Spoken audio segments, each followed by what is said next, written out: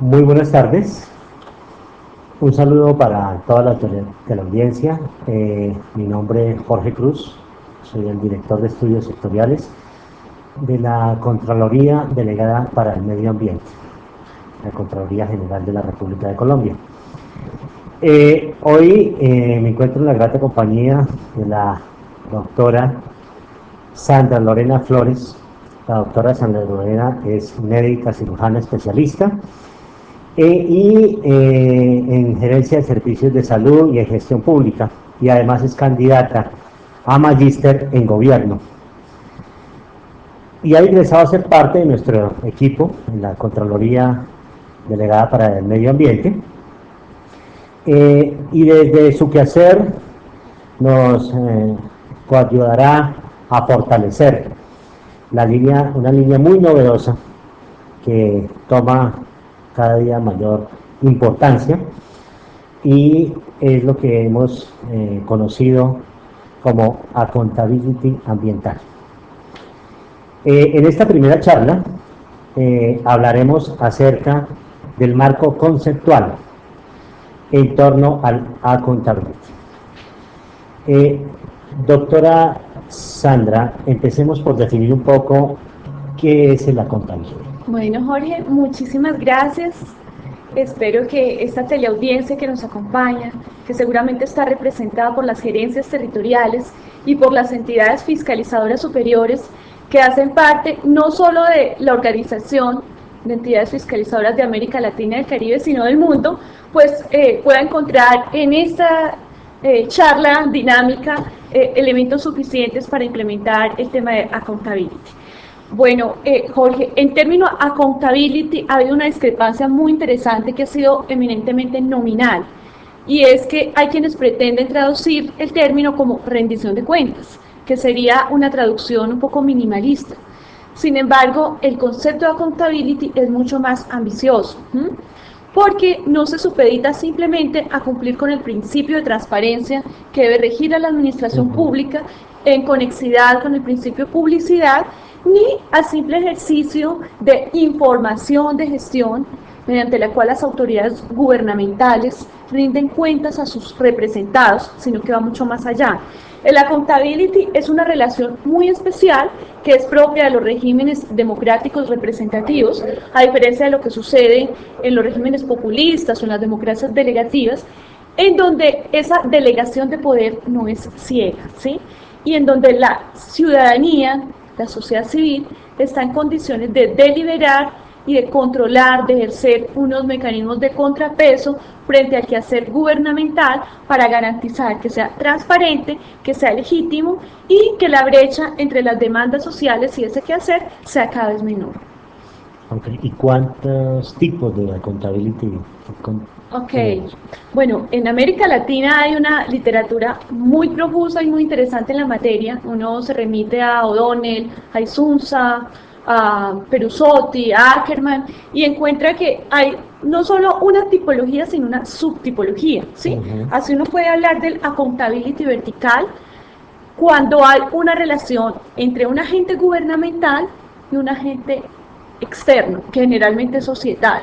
Entonces, en el accountability vertical, al cual se refiere muchísimo O'Donnell, en donde lo principal es el que se ejerce a través del voto, podemos encontrar la acción de los medios de comunicación, de la sociedad civil y sencillamente de un agente estatal que está siendo controlado. Hay algo que es muy importante destacar, y es que independientemente del tipo o del subtipo de accountability, la relación es asimétrica en mayor o menor grado, es decir, hay una relación de doble vía en donde un ente tiene unas facultades para exigir cuentas, para sancionar, para exigir, y una contraparte está en la obligación de responder y es susceptible de ser sancionado mediante diversos mecanismos. Entonces, estamos en el vertical.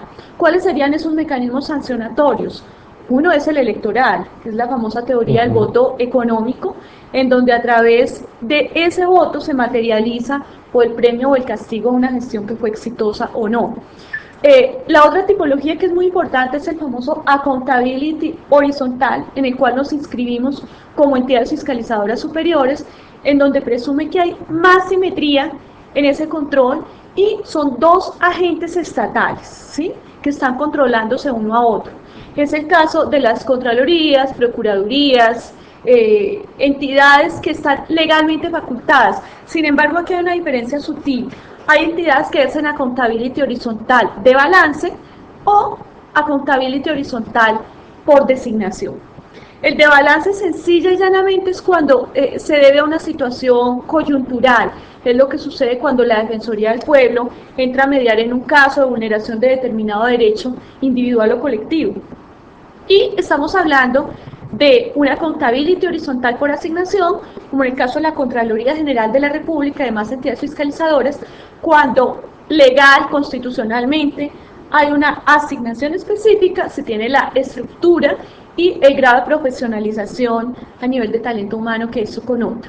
Hay otras subtipologías, por ejemplo, uno puede hablar de la accountability horizontal prosocietal, de lo cual habla Ernesto Isunza, y es cuando la ciudadanía despliega una serie de mecanismos para que se movilice el quehacer de las agencias de accountability horizontal. En la tercera gran categoría encontramos el accountability societal o social, término que acuñaron Smulovich y Enrique Perusotti y que ha estado muy en boga porque tiene unas dinámicas muy interesantes. ¿De qué se trata? De que la sociedad civil le hace como medios de comunicación, organizaciones ciudadanas, profesionales, gremiales, u organizaciones sencillamente barriales, movimientos sociales, despliegan una serie de mecanismos que pueden ser de doble vía, y aquí hay dos subtipologías. El accountability social, que moviliza a las agencias de accountability horizontal, que era del que hablábamos, societal pro horizontal, y que se ejerce a través de unas acciones colectivas. Es decir, aquí hay una representación, hay unos actores que toman la vocería de los intereses colectivos y hacen que esos mecanismos se movilicen, como a través de denuncias, a través de la visibilización que se hace a través de los medios de comunicación, que sin duda tienen un papel muy importante que cumplir desde la óptica de responsabilidad, o sencillamente ese accountability societal se puede dar cuando no se despliegan los mecanismos horizontales. Estamos hablando de los derechos de petición, de las acciones populares en donde no necesariamente hay una accountability horizontal. Perfectamente un colectivo puede impetrar una acción popular contra un actor privado que está vulnerando la asignación de recursos fiscales, estamos hablando de lo ambiental, si se está degradando determinado ecosistema, etc. Ahí ya estaríamos hablando de quiénes podrían ejercer en la accountability.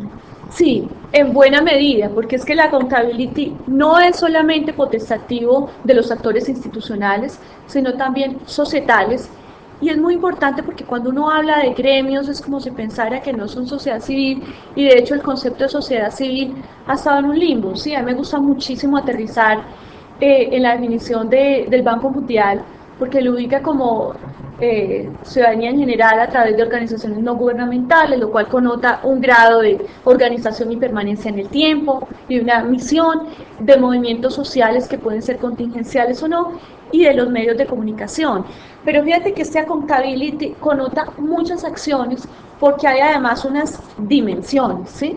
El accountability no es algo tan sencillo como ponerlo en marcha o a través de un decreto ley determinar que todas las agencias tienen que hacer accountability o la sociedad civil, sino que implica un grado alto de cualificación de la sociedad civil.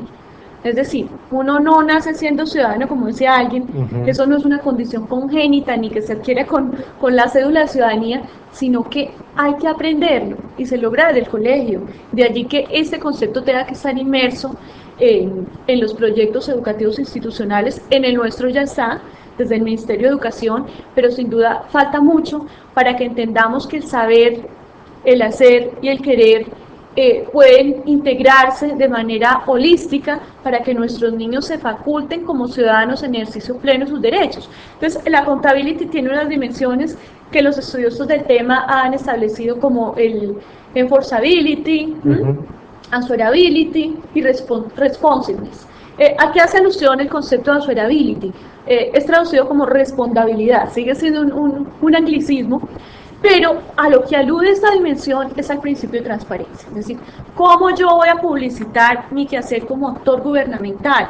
Y esto involucra dos dimensiones o dos subdimensiones, que es una informativa y una de carácter deliberante, ¿sí? Argumentativa. Entonces, en la informativa no se trata solamente de dar un informe de gestión, se trata también de desarrollar toda una pedagogía para que la información que emitimos como actores gubernamentales sea veraz, sea clara y sea comprensible, ¿sí? Que no haya barreras de acceso a esa información que suministremos. Y desde el concepto de la argumentación, pues que de la contraparte tengamos una ciudadanía lo suficientemente formada como para que delibere, objete y controle si ese discurso es en verdad coherente con la realidad institucional.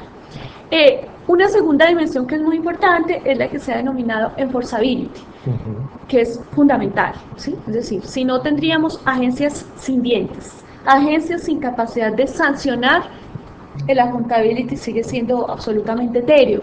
Entonces ese enforceability está dado no solamente por los mecanismos legales que facultan a estos actores para imponer la sanción, sino también por una ciudadanía capaz de internalizar su papel como castigador o como, digamos, como jurado que premia esta gestión. En el accountability vertical electoral, ¿en qué se traduce? En el voto, ¿sí? En la denuncia, si es a través de los medios. Si estamos hablando de las agencias de control, de accountability horizontal, esto se traduce en las sanciones e inhabilidades que se imponen a quienes actúen en contravía de lo que legalmente se ha establecido y de lo que la sociedad considera como legítimo, ¿sí? Y una tercera dimensión del accountability es responsiveness, que es muy interesante desde el punto de vista de la psicología organizacional, porque esto tiene que ver con los incentivos que alimentan a un funcionario público y a una organización a actuar de manera coherente con las demandas sociales. Eso es, bien sea unos incentivos extrínsecos o intrínsecos. Cuando estamos hablando de lo extrínseco, pues nos estamos remitiendo a la imagen pública, porque indiscutiblemente quienes fungimos como servidores públicos o como contratistas de las entidades gubernamentales tenemos un grado de visibilidad muy alto de lo que hacemos. Entonces, ese prestigio, eso de tener una hoja de vida impecable, es un incentivo extrínseco. Lo intrínseco tiene que ver con la cultura de la auto y de la heterorregulación, y ahí volvemos al tema de competencias ciudadanas. Lo que tiene que ver con la admiración por la ley, de sentir que la ley lo que favorece es el bienestar colectivo y no importa que la ley sea explícita o tácita como funciona en los países en donde la Constitución sencillamente es consuetudinaria, como en Inglaterra. Ok, y en el tema de las entidades fiscalizadoras superiores, ¿qué tipo de accountability se aplica? ¿Cuál se ejerce, digamos? Exacto, bueno, entonces es muy importante porque, como decíamos, es una accountability horizontal, ¿sí? Porque estamos hablando de una entidad que está legalmente facultada, allí no seríamos de balance, sino de asignación, y adicionalmente estamos auditando a una entidad también gubernamental, ¿sí? Esas metáforas espaciales que se utilizan para denominar estas tipologías no son absolutamente literales, es decir, siempre hay algún grado de asimetría en la jerarquización y de alguna manera las entidades fiscalizadoras están por encima del auditado en la medida en la cual pueden sancionar y pueden exigir, ¿sí? Sin embargo, el hecho de que se ejerza una accountability horizontal, como hemos dicho, no descarta esa participación tan importante de la sociedad civil. Y de hecho, la Contraloría General de la República de Colombia ha innovado y tiene unas experiencias pioneras en el sentido de que los gremios, las organizaciones formalmente establecidas pueden vincularse a través de auditorías articuladas, ¿sí? Actores como la academia pueden coadyuvar en el quehacer de las entidades fiscalizadoras superiores, y eso aplica no solamente en materia ambiental, sino absolutamente en todo. ¿Y cómo podríamos definir una relación entre el ejercicio netamente de auditoría y el accountability? ¿Qué relación puede existir, o más bien las entendemos como separadas? No, la auditoría sería una expresión más de la accountability, ¿sí? En este caso, a ver, una cosa es la auditoría institucional que hace la entidad fiscalizadora superior de acuerdo con la ley, con su talento humano que es profesionalizado y apto para desempeñar la función. Y otra es cuando vinculamos ciudadanía que desde luego debe cumplir con los criterios de cualificación, ¿sí? Ya ahí estaríamos hablando de una accountability social pro horizontal, porque esa sociedad organizada, a través de la vinculación, está facilitando que la entidad fiscalizadora despliegue todos sus mecanismos operativos y sancionatorios sobre determinado actor. Entonces estaríamos hablando de esa subtipología, para ser más exacta. Eso en términos de las auditorías articuladas, que es un ejemplo, pero cuando hablamos, por ejemplo, de la rendición de cuentas que hace la entidad fiscalizadora superior como tal, estamos hablando del realce de esa dimensión de answerability, que es muy importante, pero al mismo tiempo estamos hablando de una accountability vertical, porque entonces es la sociedad civil la que está determinando si el accountability horizontal está siendo funcional o no. Es decir, es un agente externo, sociedad civil, auditando o controlando a un agente estatal. De acuerdo. Y digamos el tema en materia ambiental. ¿Qué tipo de accountability se aplicaría o cómo se ejerce? Bueno, todos, ¿sí? Y el tema ambiental es cada vez más rico y más álgico por la problemática que estamos enfrentando. Porque para que haya una accountability efectivo, necesariamente debe haber una confluencia, tanto de dimensiones como de actores, ¿sí? Y en materia ambiental, infortunadamente estamos inmersos en una cultura un poco esquizofrénica, en el sentido de que hemos disociado el bienestar y el desarrollo. Entonces, en materia de desarrollo, lo que hacemos es facilitar unos intereses economicistas de corto plazo, sin pensar en términos de desarrollo sustentable, y resulta que hacer de las entidades gubernamentales se limitó a sancionar y a ejercer un control eminentemente punitivo, pero no hay una sensibilización frente al deber ser del cuidado por el medio ambiente. Sencillamente lo que estamos haciendo es poner en riesgo el futuro de nuestras futuras generaciones, porque hay ecosistemas que son absolutamente vulnerables, bueno, todos lo son, unos en mayor, otros en menor medida, pero está demostrado que es la intervención antrópica la que más degrada el medio ambiente. Todos los ambientes tienen unos procesos naturales, ¿sí? Que son fluctuantes, entre otras cosas, pero la degradación antrópica, que ha sido la constante, puede influir de manera muy adversa en el ciclo de vida de los ecosistemas, ¿sí? Ahora, esa intervención antrópica también puede ser favorable. Uno no puede satanizar y pensar que siempre el hombre ha estado en contra de la naturaleza, porque la experiencia nos muestra que a veces, si se tiene esa cultura de desarrollo sostenible, se puede aprovechar perfectamente esa riqueza, esa biodiversidad que nos brinda el medio. Doctora Sandra, ya desde una perspectiva un poco más filosófica, digamos, ¿en qué corriente podemos enmarcar el tema de la accountability? Bueno, eso es una de las bondades de la accountability, y es que no se inscribe en una mirada política específica ni en una corriente filosófica en particular. Tiene cabida en todos los discursos. Si uno escucha hablar a un neoliberal, ¿sí?, perfectamente puede resaltar las bondades de la accountability, asumiendo que ese ciudadano usuario, como se connota al ciudadano desde esa perspectiva, está en condición de exigir que la prestación de servicios sea óptima y que la accountability va a minimizar esas deficiencias que son inmanentes al quehacer de cualquier actor, ¿sí?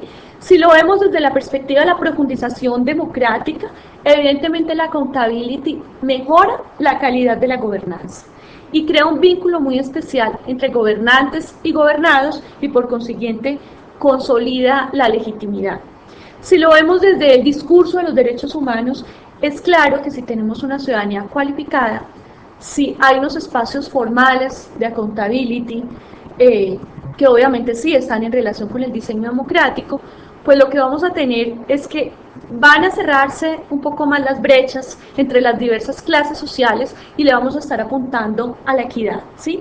Entonces, esto es lo interesante. Ahora, también desde la gerencia pública, que es una corriente interesante, que se separa lo neoempresarial del concepto gerencial de lo público, también encuentra cabida, porque es el concepto de que la accountability es un dinamizador en la medida en la cual la sociedad demanda mejor calidad en la prestación de servicios y en la calidad de sus representantes, pues indiscutiblemente el quehacer gubernamental va a mejorar. Okay. ¿Y cuándo podemos decir o cuándo podemos hablar de que existe un accountability efectivo, ya aplicado, digamos? Aplicado, ok. Bueno, lo primero es que tienen que concluir estas tres dimensiones de las cuales hablamos, ¿sí? Pero indiscutiblemente tiene que haber un compromiso, y un compromiso de todos los actores. No basta con la intención, con la voluntad política de los actores institucionales y que el diseño sea propicio. Aquí voy a hacer un breve paréntesis. Uno puede hablar de una accountability formal y de una accountability informal. El accountability formal es cuando el diseño institucional, cuando el régimen democrático permite que haya unos espacios que hacen posible que la sociedad civil y que otros actores ejerzan esos mecanismos de control de los cuales hemos hablado. Ejemplos. En nuestra Constitución, que es bastante pluralista, participativa, tenemos figuras como las acciones populares. Eso es una evidencia clarísima de lo que es un mecanismo formal de accountability, ¿sí? En donde hay unos actores que defienden unos derechos colectivos. Esas acciones obviamente se atienen a unas reglas de nuestro procedimiento, de nuestro Código de Procedimiento Civil y normatividad conexa, ¿sí? Pero es un espacio que hemos creado formalmente. Ahí, discúlpame, doctor, sí. Ahí podríamos acuñar el término de una apropiación desde la comunidad civil, un empoderamiento para lograr... Exacto, porque ese es el otro aspecto. Tú puedes tener un diseño democrático muy incluyente, muy pluralista, pero eso no te garantiza que la sociedad civil te participe, ¿sí? En nuestro medio lo vemos, las acciones populares generalmente son impetradas por abogados, ¿sí? Lo ideal sería que fuera la sociedad civil la que estuviera en capacidad de impetrar esas acciones, pero ¿por qué se da? Uno, porque no hay el grado de cualificación necesario.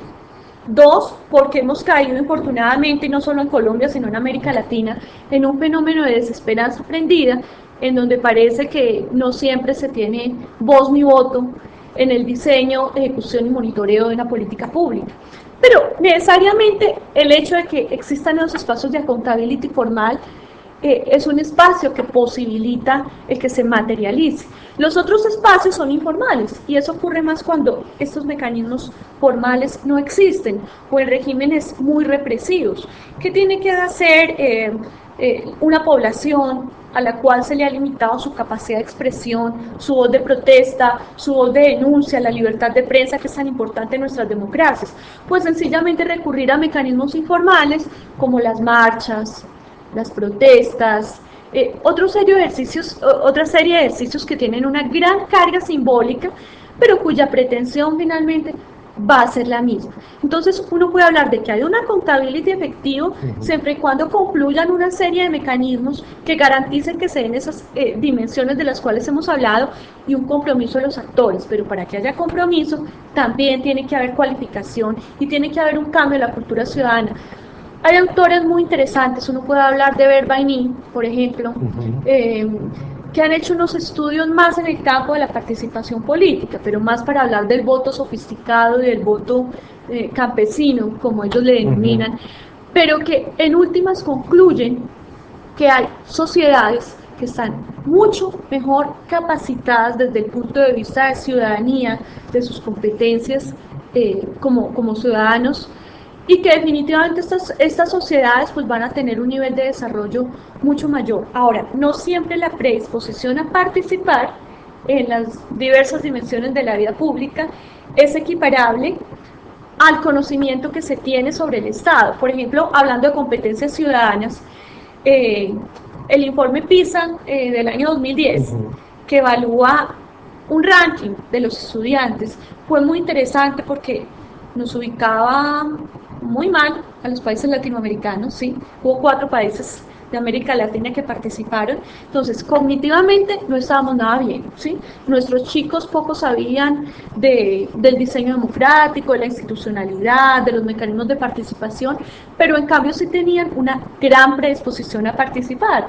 pero esa participación entonces se convertiría en parroquial, como habla algún autor, Converse, Philip, en términos de participación política, de manera que hay muchísimos mecanismos que tienen que confluir, la estructura del Estado tiene que estar rodando para que haya una accountability efectiva. Bueno, doctora Sandra Lorena Flores, muchísimas gracias. Con esta primera conferencia esperamos haber ofrecido un primer marco conceptual lo suficientemente claro y que ayude pues a la comprensión de las diferentes etapas del tema que hoy nos atañe, como es el accountability. A todos ustedes muchas gracias.